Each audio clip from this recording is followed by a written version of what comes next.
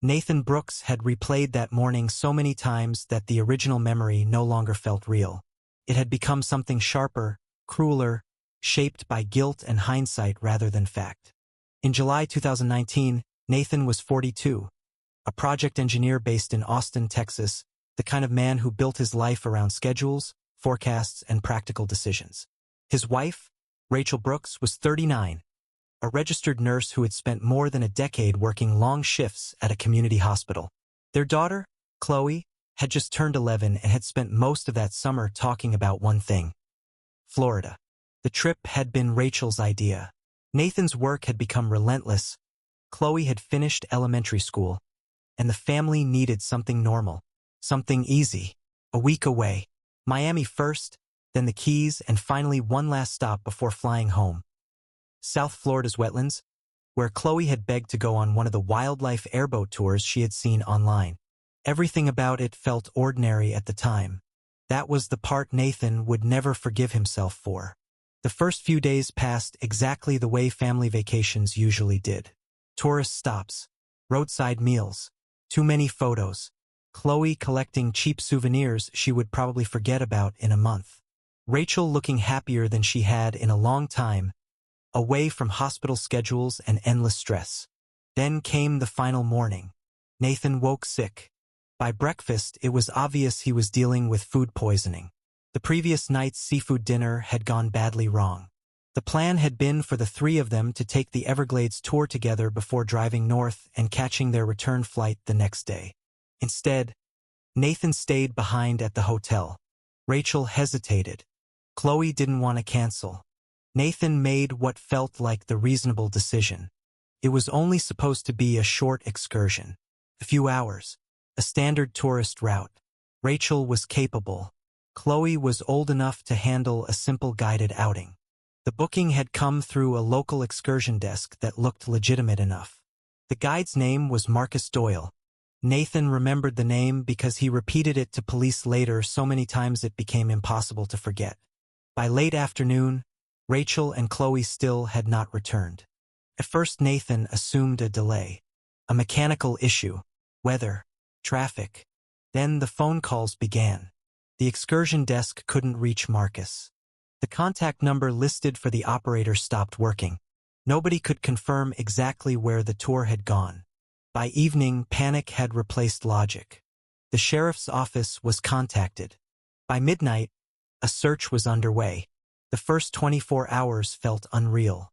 Nathan lived inside a blur of officers, forms, questions, timelines, and forced optimism.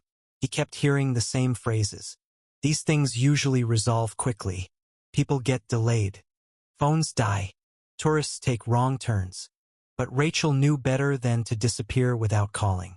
And Chloe would never go silent if she had any choice. On the second day, search teams found the boat. That discovery should have brought answers. Instead, it created worse questions.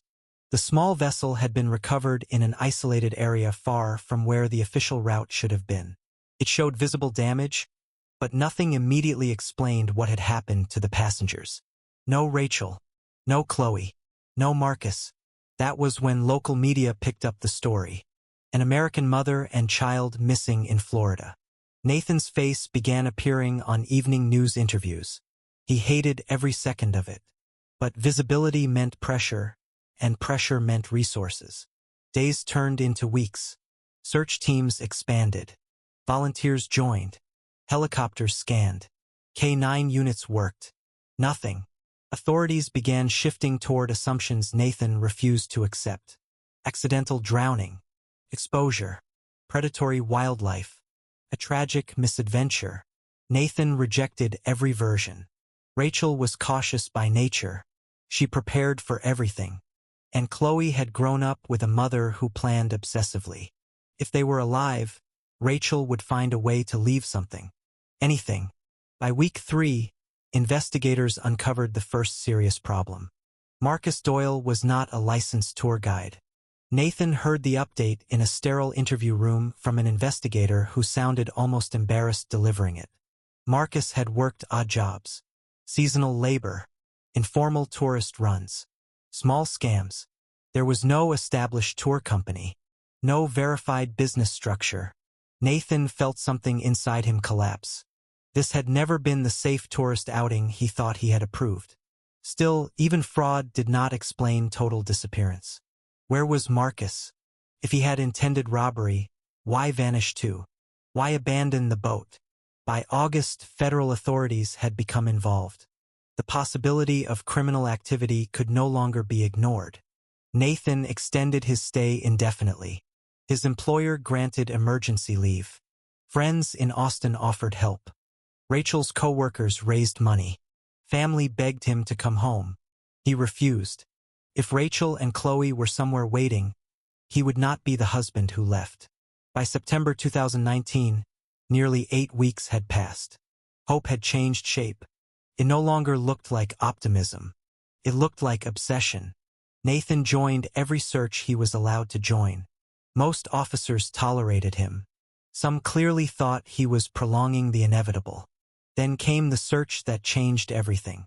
2 county officers accompanied him through an isolated stretch connected to old water access routes. Both had participated in prior search operations. Nathan recognized them, though not personally. The day had already produced nothing. That was becoming routine. Then Nathan noticed markings. Not random ones. A set of carved numbers on a weathered wooden post. At first glance, they looked old. Then he looked closer. The grooves were too clean. The exposed wood tone differed from the surrounding surface. This was recent. Beneath the numbers sat a single carved letter. Nathan stared at it. Rachel. The officers dismissed it almost immediately. Old damage. Meaningless markings. Possibly unrelated debris. The speed of that dismissal unsettled him more than the discovery itself. Nathan said little. But internally, something shifted. He noticed nearby scrap metal with a sharpened edge. Crude. Improvised.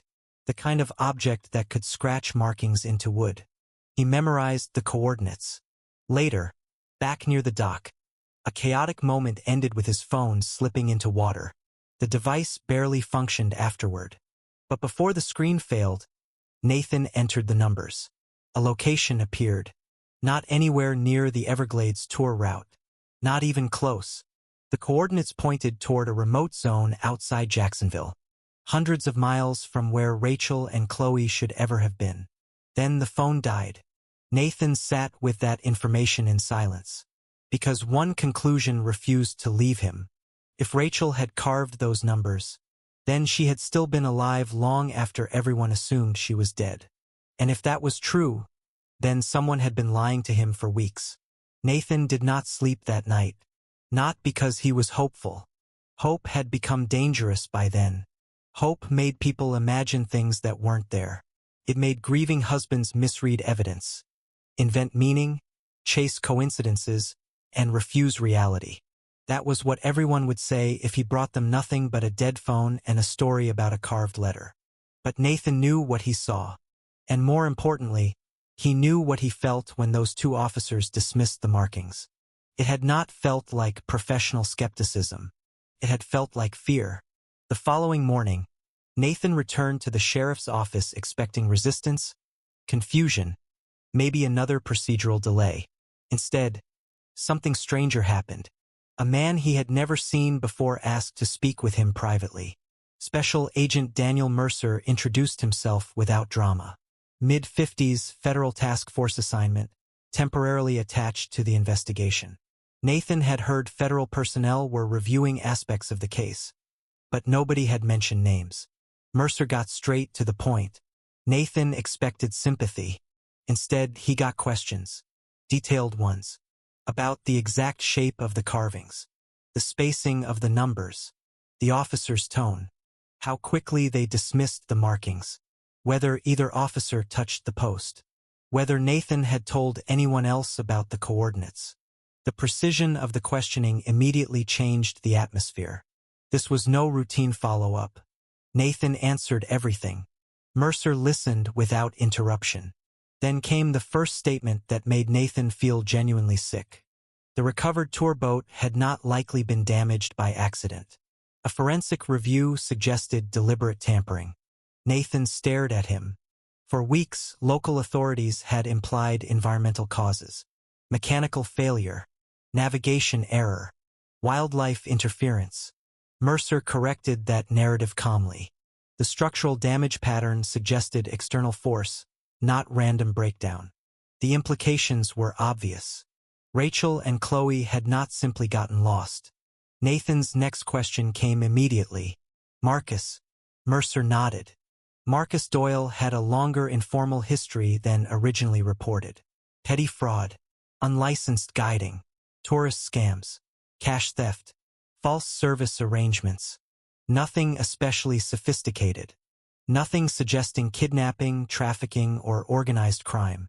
At least not on paper. Nathan pressed harder. If Marcus was a small-time con artist, how did this become something bigger? Mercer's answer was careful. Because the investigation had begun intersecting with other unresolved matters.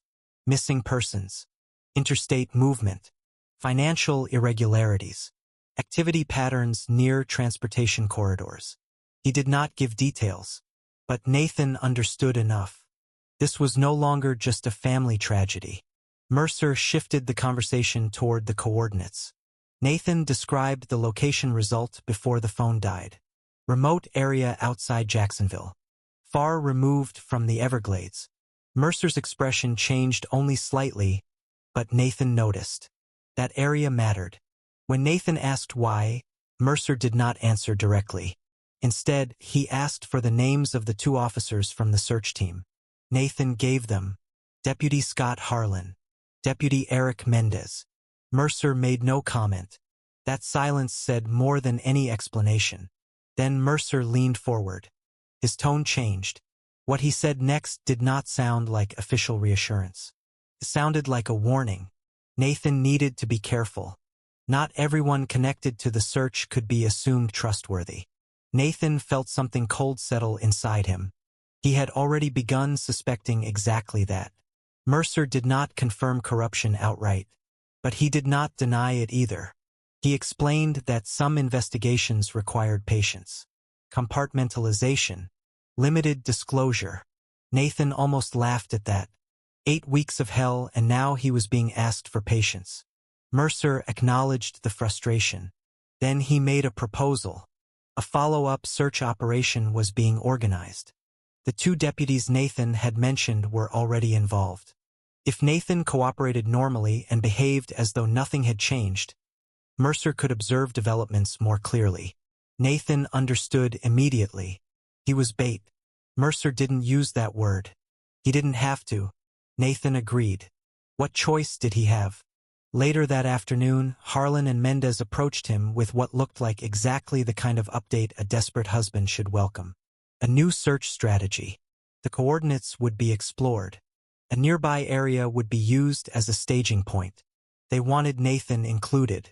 Their tone was controlled, helpful, almost reassuring. If Nathan had not already spoken with Mercer, he might have believed them. Instead, every word sounded rehearsed. Still, he played along. The drive north felt endless. Hours passed. The destination was not a formal law enforcement facility. It was a neglected rural pocket outside Jacksonville, the kind of place where outsiders pass through unnoticed. Temporary arrangements had supposedly been made for Nathan to stay overnight before the search began the next morning. Nothing about it felt official enough. The lodging was improvised. Minimal explanation. No paperwork. No meaningful briefing. Nathan asked routine questions. Answers came too quickly, too smoothly. That alone confirmed Mercer's instincts. At one point, Mendez offered medication for nausea from the drive. Nathan accepted it without swallowing. Trust had vanished completely. He was being managed. The realization became harder to ignore as the evening progressed. No visible search prep. No serious operational planning. No map review. No radio coordination. Just vague assurances. Then isolation. Nathan was left alone. No clear security. No meaningful supervision. The setup was almost insultingly obvious. He considered leaving, calling Mercer, finding any excuse to get out. But his phone had never fully recovered. Battery instability, water damage, intermittent function at best. And if Rachel and Chloe were genuinely connected to this location, walking away might mean losing the only real lead in weeks. So he stayed. That decision would nearly destroy him. Sometime deep into the night, Nathan woke with the unmistakable sensation that something was wrong. The details never became clean memories afterward. Only fragments, confusion, disorientation, pressure, voices, the sickening realization that he was not alone. Then chemical heaviness, darkness. When awareness returned, time had broken. No window, no familiar reference, no immediate understanding of where he was. Only certainty that he was no longer where he had gone to sleep. The betrayal landed before the full reality did. Mercer had been right. The deputies had never intended to search for Rachel and Chloe. They had delivered him somewhere. Nathan tried assembling a timeline in his head. How long unconscious? Hours? A day? Longer? Impossible to know. The air felt wrong. The silence felt wrong. Everything about the place suggested concealment, containment, and underneath the fear came something worse. A single thought repeating without mercy. Rachel had been here, or somewhere like this, because if the coordinates were real, if that carved R had truly been Rachel, then whatever nightmare had just swallowed Nathan had probably swallowed his family first.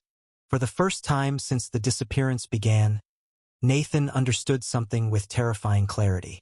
This was not a missing persons case anymore. This was captivity. And somewhere inside that truth lived another possibility. Rachel and Chloe might still be alive. Or he had just been delivered to the same people who killed them. Nathan regained awareness in fragments. At first, he thought he was dreaming. Not because anything felt surreal, but because reality made less sense than a nightmare. His head felt disconnected from time. Thoughts came slowly, then too fast. Certain memories remained sharp: the meeting with Mercer, the staged concern from Harlan and Mendez, the fake search operation.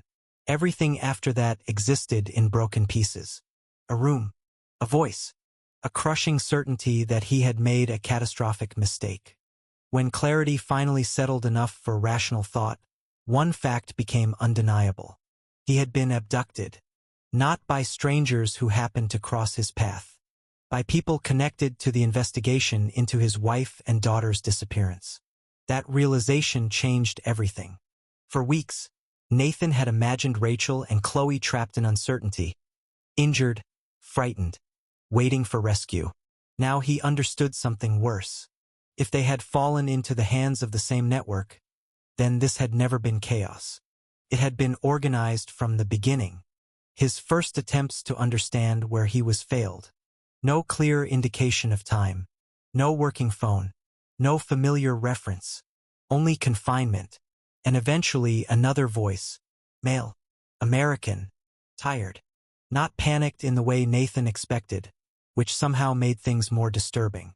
The man identified himself only after a long silence. Marcus Doyle. Nathan did not react immediately. The name had lived in police reports, interviews, and missing persons updates for 2 months. Nathan had imagined him dead, fleeing, or complicit in some distant criminal arrangement. Not here. Not in captivity. Marcus recognized Nathan first. That alone confirmed everything. Rachel and Chloe had truly been with him. Nathan demanded answers. Marcus did not resist. Perhaps because he knew there was nowhere else to hide. The story came out slowly. Ugly. Small at first, then monstrous. Marcus had never planned anything as extreme as what followed. He was exactly what investigators said he was. A low-level fraud operator, the kind of drifter who lived by cutting corners, inventing credentials, exploiting tourists, and disappearing before complaints caught up. His scam was simple. Take customers on unofficial detours. Pressure them into isolated inconvenience. Steal valuables. Abandon them where recovery remained likely. Cowardly, criminal, but survivable. Rachel and Chloe had been intended as another version of that. Nathan absorbed that information with a numb kind of fury.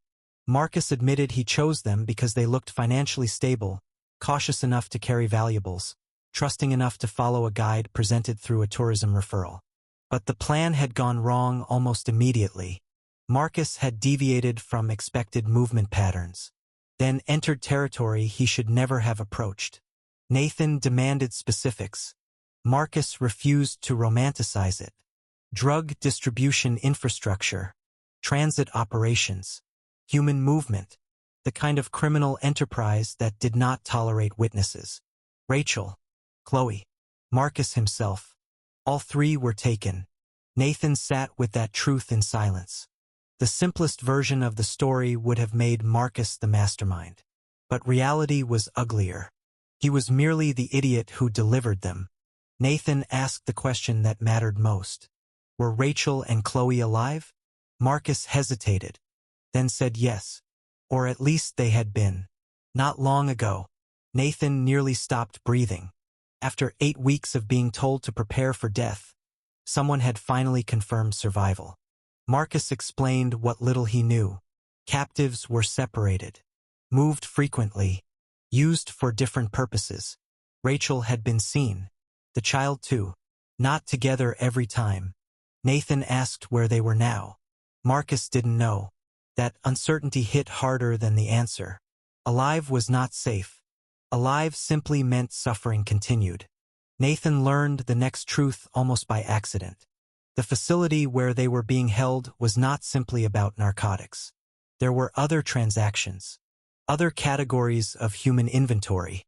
Marcus used the phrase quietly. Trafficking. Nathan had spent enough time around news coverage and criminal documentaries to understand what the word implied. Still, hearing it attached to his wife and daughter shattered something fundamental inside him. Before Nathan could press further, movement above interrupted everything.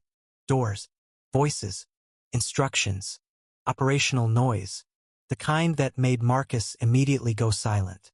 Then orders came. Prisoners were being moved. Nathan and Marcus were included.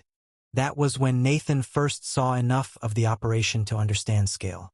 This was not some improvised local gang setup. This was infrastructure, process, people assigned roles, vehicles waiting, security discipline. And among the chaos came the moment Nathan would later remember with painful clarity. He saw Rachel and Chloe, not imagined, not guessed, not mistaken, real, alive, changed. That was the worst part, because relief did not come cleanly. Relief arrived tangled with horror. They were physically present, yes, but visibly under control, processed, managed like property. Nathan tried forcing movement toward them. The response was immediate. Violence. Containment. The message was clear. He had no authority here. No rights. No leverage. Still, that brief confirmation transformed his thinking. Until that moment, part of him had still prepared for bodies. Now everything narrowed into one objective. Recovery. No matter what. The prisoners were loaded for transfer. Nathan understood enough by then to recognize danger escalation. Movement usually meant sale, disposal, redistribution, nothing humane. Inside the transport vehicle, silence sat heavy among the captives. Then Nathan made a decision he would later question and defend in equal measure. He chose action, not because it was rational, because waiting guaranteed worse. One guard appeared inexperienced. Tension in the vehicle was already unstable. Nathan calculated nothing with precision. He simply moved when opportunity appeared. The result was immediate chaos. Weapons discharged. Shouting. Loss of control. Another prisoner died. Nathan carried that fact long afterward. Marcus joined the resistance instinctively. Perhaps survival. Perhaps guilt. Perhaps both. What mattered was simple. The transport failed. The captives scattered. Nathan and Marcus escaped. Freedom should have meant running. Distance. Disappearance. Instead, Nathan did the least rational thing imaginable. He turned back. Marcus thought he was insane. Nathan barely disagreed. But Rachel and Chloe remained inside the network. Escape without them was impossible. The conversation between them during that interval was brutally direct. Marcus knew enough of the system's habits to identify likely movement patterns, secondary facilities, exchange locations, temporary holding transfers. Nathan forced information from every fragment Marcus possessed, because now the situation had changed. This was no longer about discovering truth. The truth was already horrific. This was about timing. Rachel and Chloe were alive now. That did not mean they would remain alive. And somewhere beneath the terror, another realization emerged. Mercer had known enough to suspect corruption. But Mercer had not moved quickly enough to prevent Nathan's abduction, which meant federal awareness and operational reality were not the same thing. Nathan could not count on rescue arriving in time. For the first time since the nightmare began, he accepted something brutal. If Rachel and Chloe were coming home, he might have to be the one who brought them back. Nathan should have kept running. Every rational part of him understood that. He had escaped a criminal transport operation with a stolen weapon, no reliable communication, no understanding of the larger network, and no guarantee he was even moving in the right direction. Any trained law enforcement officer would have told him the same thing. Survive first, report, regroup. But Rachel and Chloe were still inside that system. That made every rational option irrelevant. Marcus understood exactly what Nathan intended before he said it aloud. The disbelief in his reaction wasn't moral. It was practical. Nobody willingly went back. Not after getting out. Nathan pressed him for specifics. If Rachel and Chloe had been transferred, where would they go? Marcus gave fragmented answers, the kind that came from observation rather than rank. He had never belonged to the organization. He had only survived inside it long enough to understand some patterns. There were multiple holding sites, primary production spaces, transit points, temporary exchange facilities. Sometimes captives disappeared into one category and never returned. Nathan forced himself not to dwell on that last sentence. The priority became immediate reconstruction. Marcus remembered enough to estimate likely movement routes, enough to narrow possibilities. The first breakthrough came unexpectedly. Nathan recovered his backpack. The discovery felt almost absurd in the middle of everything else, but inside it were the only tools he had left from his former life. Damaged phone, personal items, a few useless travel remnants. And one thing Nathan had nearly forgotten. The crude sharpened metal fragment he had noticed near the carved coordinates. At the time, it had felt like a detail. Now it felt like evidence. Rachel had likely used something like it. The phone mattered more. Water damage had nearly destroyed it, but partial function remained. Intermittent screen response. Battery instability. Barely usable. Still usable. Nathan tried emergency contact protocols first. The call took longer than expected. Dropped once. Connected again. Every second felt impossible. When someone finally answered, Nathan identified himself immediately. The response shifted at once. Mercer's name changed everything. Nathan gave only essentials. He had been abducted. The deputies were compromised. Rachel and Chloe were alive. Trafficking operation. Unknown exact location. Marcus listening beside him supplied fragments Nathan could repeat. Approximate movement routes. Transfer timing. Criminal facility patterns. The call remained unstable. Mercer never came directly onto the line. But Nathan received enough confirmation to know the information was reaching the right people. Then the connection died. No callback came. Battery failure followed minutes later. Nathan stood with a dead device and no certainty that help would arrive in time. Marcus made the argument again. Leave. Disappear. Federal authorities now knew enough. Professionals would handle it. Nathan asked a simple question. What if they arrive too late? Marcus had no answer. That silence became the decision. The search for the secondary holding location took shape through instinct, probability, and Marcus's memory. Eventually they found something. Not a polished criminal headquarters. Not cinematic evil. Something worse. functional, deliberate, organized enough to process people. Nathan understood before confirmation. The way security worked, the controlled movement, the sense of transaction. Then came the moment that erased doubt. Rachel, Chloe, alive, again, transferred, contained, not hidden for indefinite imprisonment anymore. Prepared. Marcus recognized the shift faster than Nathan did. This was not storage. This was exchange. Nathan listened long enough to understand what kind. That knowledge changed him permanently. Rachel was being discussed as inventory, medical viability, adult specimen, transfer value. Chloe's situation was even worse. Nathan never forgot the cold procedural language, the absence of emotion in it, the total erasure of personhood. He should have waited for Mercer. Instead, rage overrode judgment. Nathan entered before he had a real plan. The firearm gave him confidence it did not deserve. For a few seconds, it worked. Shock bought silence.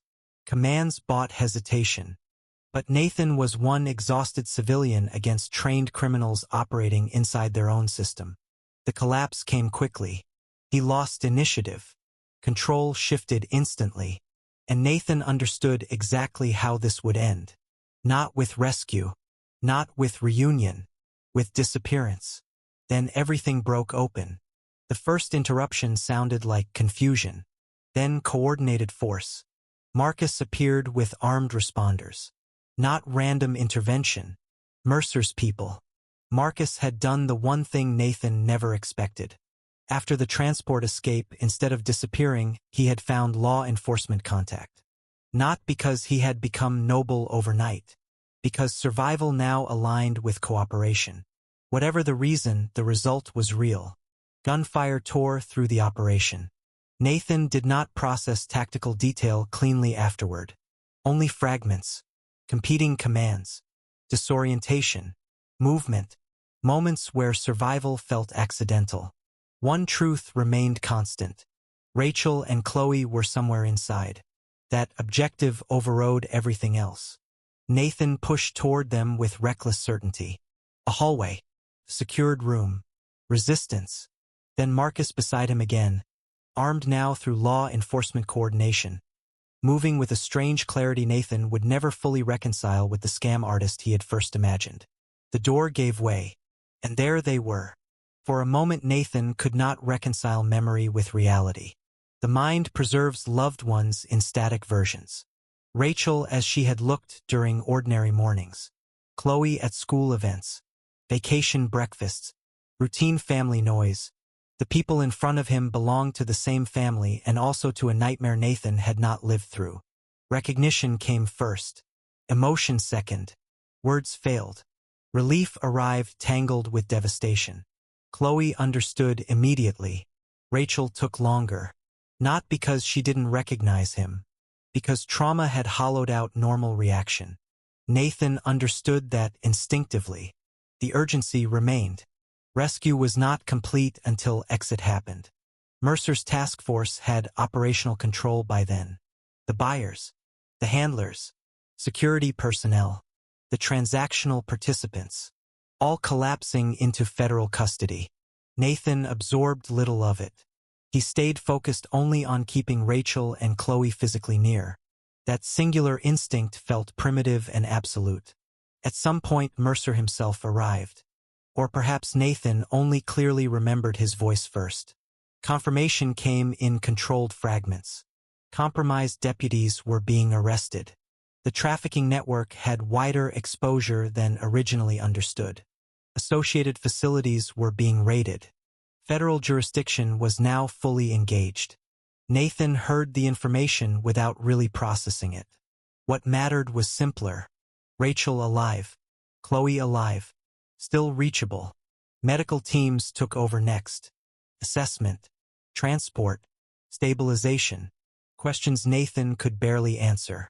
The adrenaline collapse afterward hit harder than fear ever had. Because survival created space for comprehension. And comprehension brought horror. What had Rachel endured? What had Chloe seen? How close had he come to losing them forever? And what if Rachel had never carved those coordinates? That question haunted him most. One improvised signal. One desperate act of intelligence. One detail everyone else nearly ignored. Without it, Nathan would have gone home eventually with no answers. A grieving husband with assumptions instead of truth. Instead, he sat in emergency transport beside the family he almost lost, understanding something brutal. The rescue had succeeded, but whatever came next would not be a return to normal, because survival was not the same thing as being unharmed. By early 2020, the story had already spread far beyond Florida. What began as a missing tourist case had transformed into a federal criminal investigation involving trafficking, organized drug distribution, public corruption, and multiple jurisdictions.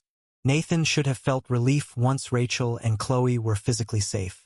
Instead, the days that followed introduced a different kind of pressure, one without weapons but no less crushing. Federal agents needed statements. Medical teams needed assessments. Prosecutors needed timelines. Every hour seemed to produce another form, another interview, another fragment of evidence demanding explanation. Nathan discovered quickly that rescue was not the same as resolution. Rachel and Chloe had survived, but survival came with consequences that could not be measured in headlines. Chloe barely spoke during the first days. Medical staff described her silence as a trauma response. Not unusual, but Nathan found the phrase unbearable. Clinical language made devastation sound manageable. Rachel was present, alert in brief stretches, then emotionally distant without warning. Doctors focused on stabilization first. Psychological evaluation would come later.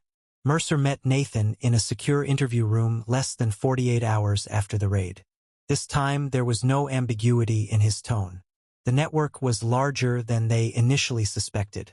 The facility where Rachel and Chloe had been recovered was not an isolated operation. Financial records, seized communication devices, and arrests made during the coordinated raids suggested multiple trafficking pipelines connected across state lines. Florida, Georgia, possibly farther. Nathan asked the only question that mattered to him. Were the people who planned to sell his family in custody? Mercer confirmed several were. Others were still being identified.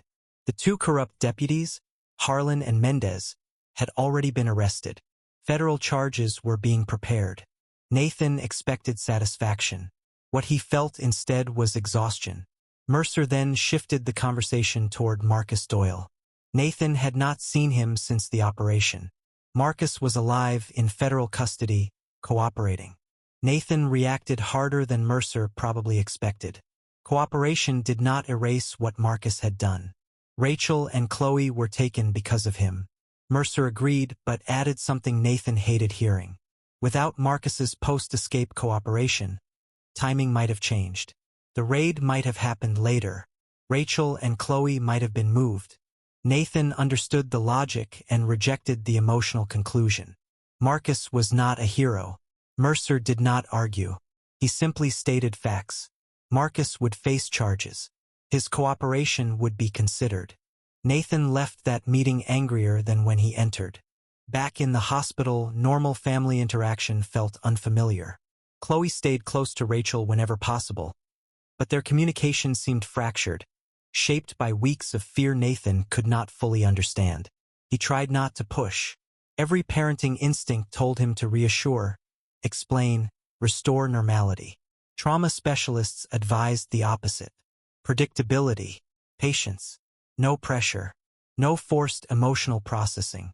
Rachel changed in subtler ways. She remained protective of Chloe, but Nathan noticed something else beneath that instinct: guilt. It surfaced in incomplete sentences, aborted explanations, silence that felt heavier than exhaustion.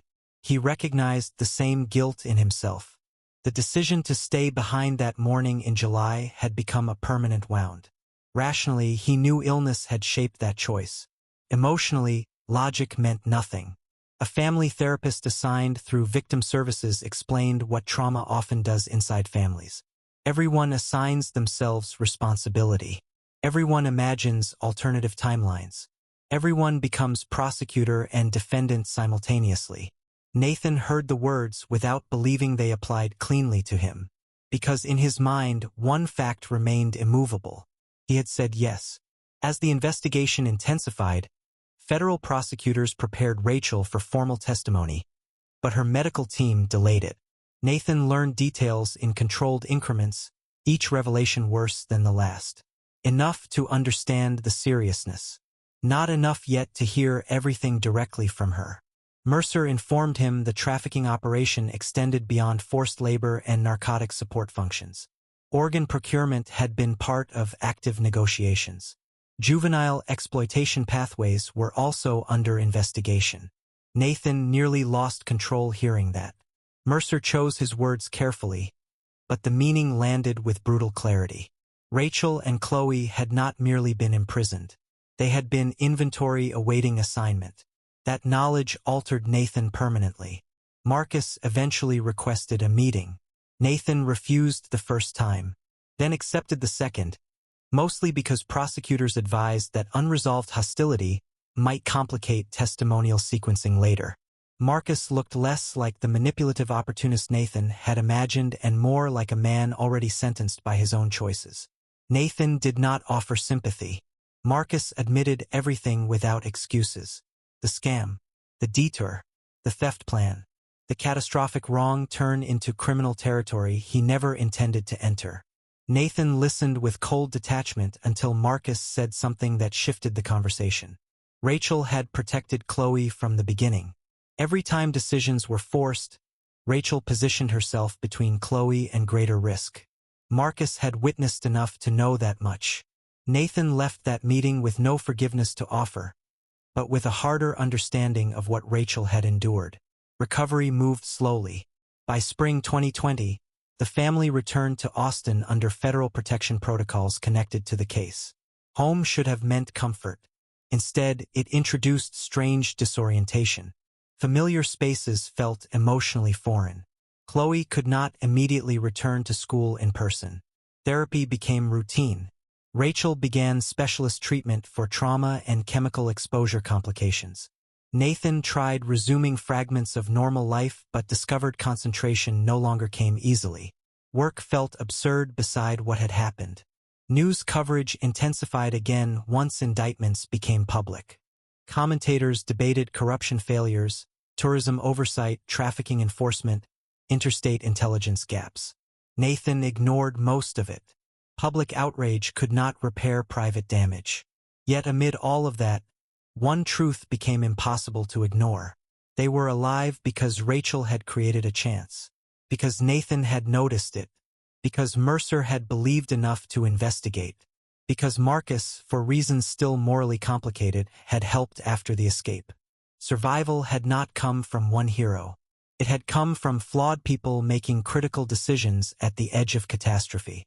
Nathan began to understand that healing might require accepting uncomfortable complexity. Not forgiveness. Not yet. But complexity. Still, the most difficult conversations remained ahead. Rachel had not yet told him everything directly, and Nathan knew instinctively that when she finally did, the story would become even harder to carry. Rachel chose the timing herself. Nathan had learned by then that forcing difficult conversations after trauma only created silence or collapse. So he waited, even when waiting felt unbearable. The moment came months after they returned to Austin, after medical stabilization, after Chloe had begun therapy, after federal prosecutors had enough evidence to move the broader case forward. Rachel told him she needed him to hear everything directly from her. Not through investigators, not through redacted summaries, not through courtroom language that turned suffering into documentation. Nathan agreed immediately, though part of him dreaded what was coming. He already knew enough to fear the details. He did not know how much worse reality would feel in Rachel's own words. What she described destroyed any illusion that rescue had happened just in time by accident. The criminal network had been systematic. Rachel explained that after Marcus's failed scam turned catastrophic, she and Chloe were separated almost immediately. That first separation became the defining terror of her captivity. Not uncertainty about herself. Uncertainty about Chloe. The organization understood exactly how to control adults with children. Threats did not need sophistication. Compliance came quickly when fear had a specific target. Rachel had been assigned labor connected to methamphetamine production, chemical handling, processing support, repetitive controlled work under threat. She said the physical exhaustion was secondary. The true weapon was psychological conditioning built around Chloe's safety. Mistakes had consequences. Resistance had consequences. Questions had consequences. Nathan listened in silence, every instinct in him demanding interruption, apology, rage, something. Rachel needed continuity, so he said nothing. She explained that captives were moved regularly, not randomly, intentionally. Rotational holding prevented pattern recognition, complicated rescue efforts, and minimized attachment between prisoners. Different facilities served different functions. Temporary storage, work assignments, transaction staging. Some prisoners disappeared without explanation. Nobody asked enough questions to survive long if they valued answers. Rachel learned quickly that observation mattered more than panic. As a nurse, she had spent years functioning under pressure. That training became its own form of survival. She noticed routines, personnel changes, equipment movement, logistics, not because she imagined escape immediately, but because structure meant possibility. The breakthrough came through something small, a GPS device visible during one of the transfers. Rachel caught enough coordinates to memorize fragments. Not complete data, just enough to anchor a location pattern in her mind. Nathan understood then what Mercer had already suspected. Rachel had built the rescue path herself. Rachel confirmed it. Every time captives were temporarily moved through less controlled areas, she looked for opportunities. Surfaces, markers, anything. The carved coordinates Nathan found were not a single act. They were the final version of multiple attempts. She had tried before without knowing whether anyone would ever see the signs. Nathan asked the question that had haunted him from the beginning. Why the letter R? Rachel's answer was painfully simple. She needed something unmistakable if Nathan found it. Something he would recognize emotionally before logically. Her own initial, a message disguised as data. Then Rachel told him the part that permanently changed how he understood timing. Approximately 2 weeks before the rescue, she overheard conversations about transfer valuation. The network had grown nervous. Media attention remained active.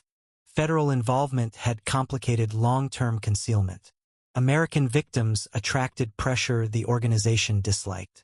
That was when plans changed. Rachel was no longer simply labor. Chloe was no longer merely leverage. They had become commodities requiring reassignment. Nathan did not ask for operational specifics. Rachel gave them anyway. Adult organ trafficking buyers. Juvenile exploitation brokers. Nathan felt physically sick hearing language he already partly knew from Mercer but had never heard from Rachel directly. Clinical terms sounded horrific enough. Personal testimony made them monstrous. Rachel admitted that was when hope nearly failed. Not because she believed Nathan had stopped searching. The opposite. She said belief in Nathan's persistence was the only reason she kept functioning. But belief alone was no rescue plan. Once she understood Chloe's risk had escalated, desperation sharpened into strategy. The coordinates had to be completed. The signal had to be clear enough for anyone, to notice. Nathan asked how she remained so composed telling him all this. Rachel answered with brutal honesty. She wasn't composed. She was exhausted from carrying it alone. Chloe's recovery added another layer Nathan had not fully appreciated. Children process trauma differently. Chloe understood enough to be terrified, not enough to contextualize the machinery around her.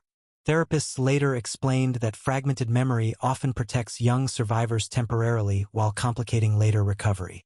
Chloe remembered separations, threats, adult fear, controlled environments, unpredictable transfers. She also remembered Rachel trying to create normality in impossible circumstances. Routine phrases, emotional grounding, quiet reassurances under surveillance. That knowledge both comforted and devastated Nathan. Federal investigators used Rachel's testimony to expand the case aggressively. Mercer later updated Nathan on what the evidence revealed.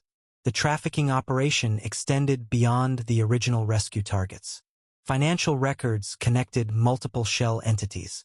Transportation logs suggested coordinated interstate movement. Communication intercepts indicated links into Georgia and additional unidentified channels. Several unresolved disappearances were being reevaluated. Nathan realized his family had entered something much larger than a single criminal event. They had survived a machine already operating before them and likely after others.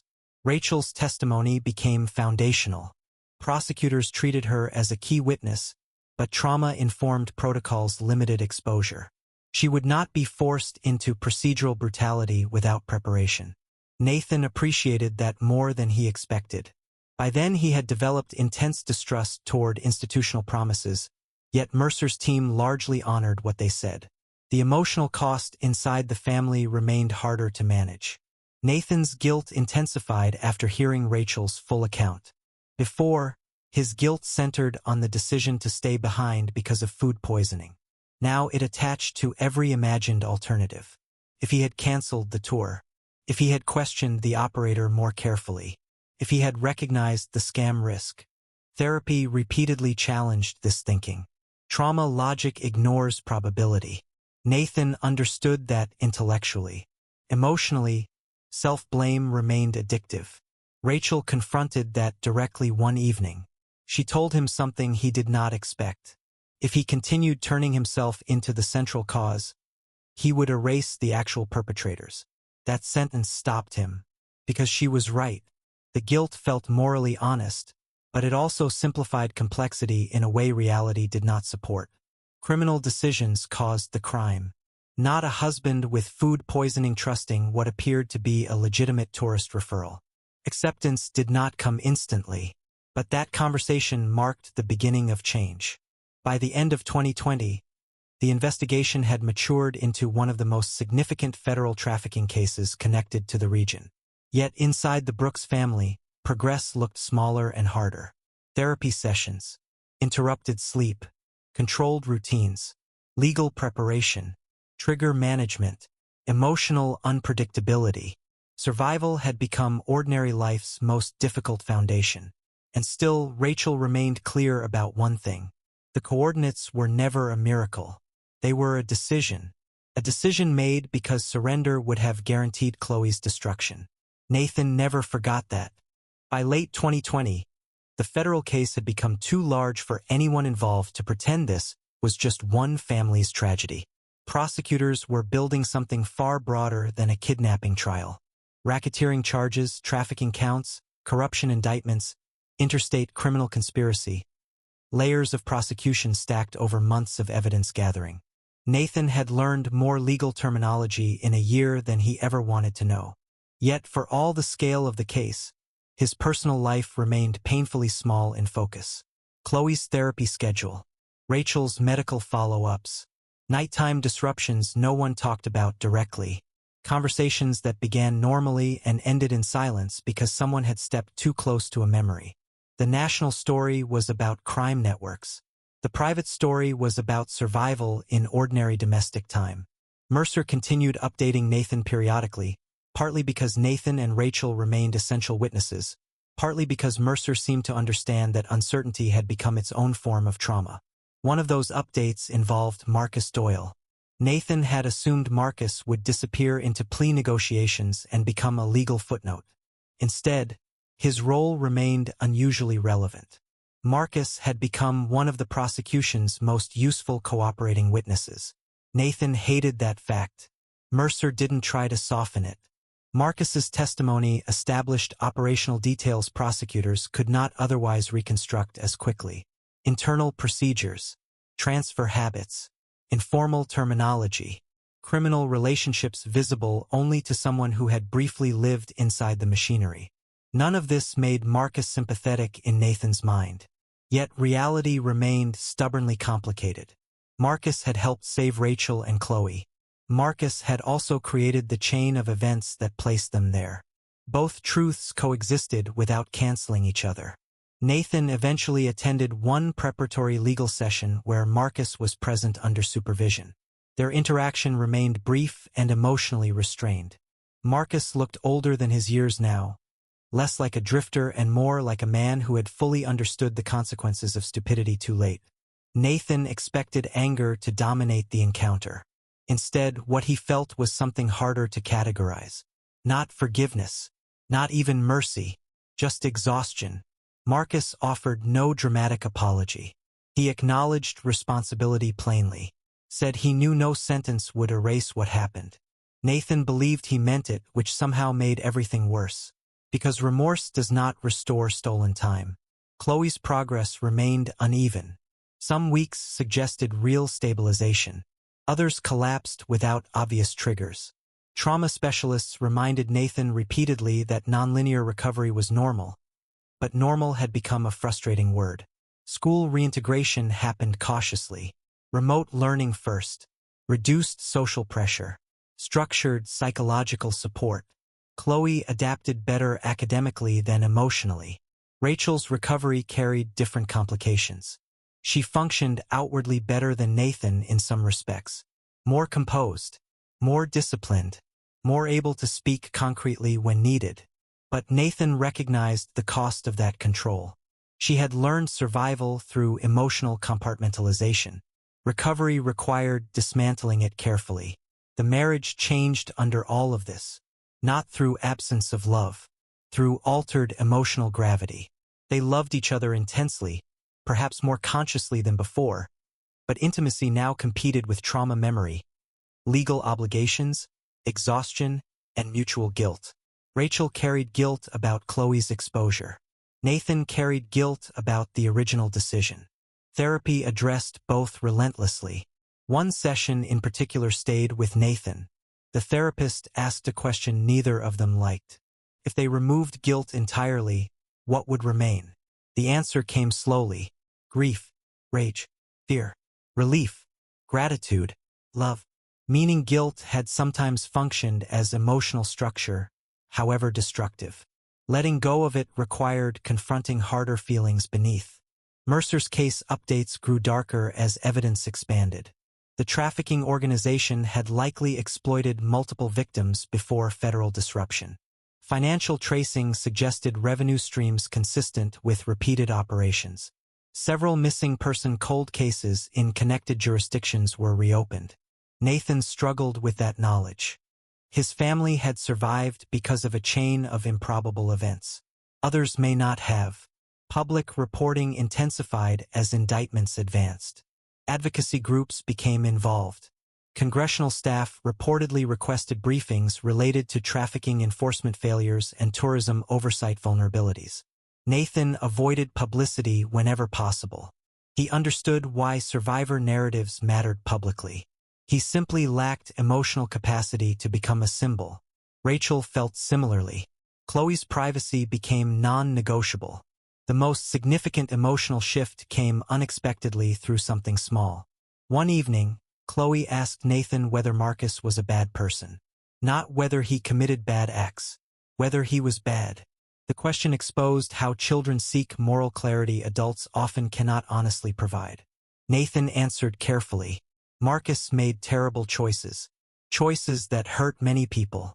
But people are not always simple enough to fit one word. Chloe accepted that answer better than Nathan expected. Later Rachel told him it was probably the right response. Trauma can distort moral categories into absolutes. Recovery sometimes requires complexity. Nathan recognized the irony. The same lesson he resisted emotionally was becoming necessary for his daughter. By the end of 2020, prosecutors had outlined likely plea structures for cooperating defendants, including Marcus. Reduced exposure in exchange for material assistance. Nathan's first reaction was outrage. Mercer met it calmly. Cooperation does not erase culpability, but prosecution prioritizes dismantling networks, not emotional symmetry. Nathan knew Mercer was legally right. Emotionally, justice still felt incomplete. Yet when Nathan imagined a world where Marcus had escaped instead of helping after the transport breakout, the equation changed. Rachel and Chloe might have vanished permanently. That possibility prevented clean hatred. Work became another unresolved question. Nathan attempted partial professional reintegration but found his previous identity increasingly incompatible with his current life. Construction schedules and budget meetings felt detached from reality. Meaning had shifted. Not overnight, not dramatically, but unmistakably. He began volunteering quietly with victim advocacy referrals, mostly logistical support for families navigating missing persons bureaucracy. Rachel noticed before he fully articulated it himself. Helping others gave shape to helplessness. The family remained in motion emotionally, but not directionless. The legal process was moving toward conclusion. The people who profited from Rachel and Chloe's suffering were facing federal prosecution. The corrupt deputies who weaponized public trust were already buried in criminal procedure. Marcus's fate would be determined through plea and sentencing structures. Externally, justice machinery was advancing. Internally, healing remained slower, messier, deeply unfinished. And yet, for the first time since July 2019, Nathan began to believe the family's future might be defined by more than survival alone. By early 2021, the federal case had reached the phase everyone had been preparing for and dreading at the same time. Indictments had matured into formal prosecutions, plea deals had narrowed the field of uncertainty, and the machinery of American justice had begun moving toward visible conclusions. Nathan had imagined that moment for months. He thought closure would feel like relief. Instead, it felt procedural, exhausting, and emotionally disorienting. Real life rarely delivers emotional endings in the same moment legal systems deliver verdicts. The hearings unfolded over weeks, not dramatic single afternoons. Prosecutors built the case methodically. Organized trafficking, drug manufacturing conspiracy, interstate transportation of victims, corruption involving sworn law enforcement officers, financial evidence, survivor testimony, cooperating witnesses, digital records, logistics trails. The scope became publicly undeniable. News coverage framed it as one of the more disturbing regional trafficking prosecutions in recent memory. Nathan avoided watching most of it. He had no appetite for televised versions of the worst chapter of his life. Rachel testified under carefully structured protections. Even with trauma-informed accommodations, the process extracted a visible cost. Nathan watched what the public never fully sees. The aftermath, the silence after legal preparation, the emotional depletion that followed simply recounting facts strangers would later summarize in headlines. Chloe was never exposed directly to the courtroom process in ways that would compound harm. That had been one of Nathan and Rachel's firmest boundaries. Mercer respected that. The prosecutors respected that. In a justice system often criticized for its indifference to survivors, Nathan privately acknowledged that several people had tried genuinely to do better. The corrupt deputies, Scott Harlan and Eric Mendez, fell hard. Federal corruption charges combined with trafficking conspiracy exposure destroyed whatever remained of their public identities. Nathan expected satisfaction at seeing them prosecuted. What he felt instead was something colder. Not triumph, confirmation. Men like that depended on institutional trust as camouflage. Seeing them stripped of that camouflage mattered, but it did not undo anything. The leadership figures in the trafficking network faced heavier sentencing exposure. Asset seizures expanded. Additional associated arrests followed from evidence developed after the original raids. Mercer later told Nathan that some investigators believed the case had interrupted operations larger than what prosecutors could fully prove in a single courtroom. That thought stayed with Nathan. Justice sometimes punishes what can be documented, not everything that truly happened. Marcus Doyle's sentencing was emotionally harder than Nathan expected. The plea agreement reflected cooperation, material assistance, and prosecutorial value. Reduced sentencing exposure but not freedom. Marcus addressed the court briefly. Nathan had expected excuses, self-preservation, rehearsed remorse. What he heard instead was stripped-down accountability. No attempt to reframe himself as a victim. No attempt to borrow heroism from the rescue. just acknowledgement that his greed and stupidity initiated irreversible harm. Nathan still did not forgive him. Perhaps he never would. But hatred had changed shape over time. It no longer burned cleanly enough to define everything. Marcus had been both catalyst and contributor to survival. Moral clarity remained uncomfortable. That was part of adulthood Nathan never expected to learn this way. The day final sentencing concluded, the Brooks family did not celebrate. They went home, ordered takeout, sat in familiar silence. Chloe talked about school assignments at one point, an almost painfully ordinary conversation that somehow meant more than any courtroom outcome. Recovery had become quieter by then. Less dramatic, less visibly fragile, but still active. Chloe had returned to school in a more stable way. Therapy remained part of life, though not with the same crisis intensity. Rachel's medical complications were more manageable, though some physical reminders remained permanent. Emotional triggers still existed. Unexpected reminders still disrupted otherwise normal days. But disruption no longer controlled every week. Nathan changed more visibly than he expected.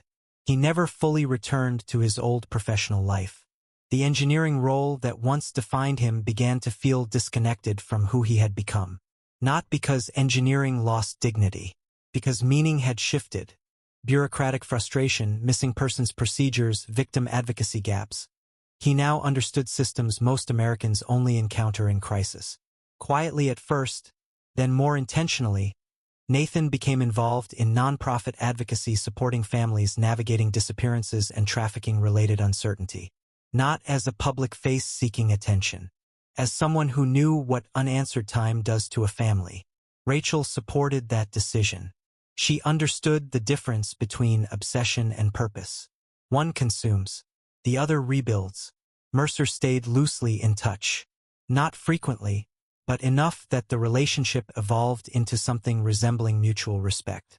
One of their final substantive conversations happened after sentencing concluded. Nathan thanked him more directly than he ever had before. Mercer accepted it without sentimentality. Then he said something Nathan carried afterward. Investigators like to believe cases are solved through intelligence and planning. Sometimes they are. Sometimes they're solved because terrified people refuse to surrender their humanity. Rachel's coordinates had mattered more than any early institutional assumption. Nathan knew that already, but hearing it from Mercer gave the truth formal weight. Rachel herself remained uncomfortable with being framed heroically. She described what she did as the only decision available to a mother who understood what was coming. Nathan believed that. Chloe, years later perhaps, would likely understand it even more deeply. One evening in late 2021, after life had regained enough rhythm to feel recognizable, Chloe asked a question that silenced both parents for a moment. Did the bad people lose because Dad found the coordinates or because Mom wrote them? Nathan looked at Rachel before answering. Then he gave the only honest response he could. Neither. They lost because people kept choosing not to give up. Your mom. The investigators who listened. The people who kept searching. Even flawed people who eventually chose to help instead of hide. Chloe thought about that longer than most children would. Then she nodded as though filing away a rule about the world. Nathan understood what she was really asking. Whether safety comes from one hero. Whether survival belongs to one act. The truthful answer was harder and more human. Survival is usually collective, imperfect, and built by exhausted people making difficult choices under pressure. The coordinates carved into what had once looked like a desperate scratch no one might ever notice. In the end, they became evidence, a rescue signal, a legal thread, and a family's way back to each other. Nathan sometimes thought about how easily the story could have ended differently. One missed search, one dismissive investigator, one dead phone a little earlier, one moment of surrender. But it didn't end there, and maybe that is the most human truth of all. That hope is rarely loud, rarely dramatic, and almost never clean. Sometimes hope is just a frightened person leaving a small mark somewhere in the dark, trusting that another human being will care enough to recognize what it means. Thank you so much for spending your time with us and staying until the end of today's story.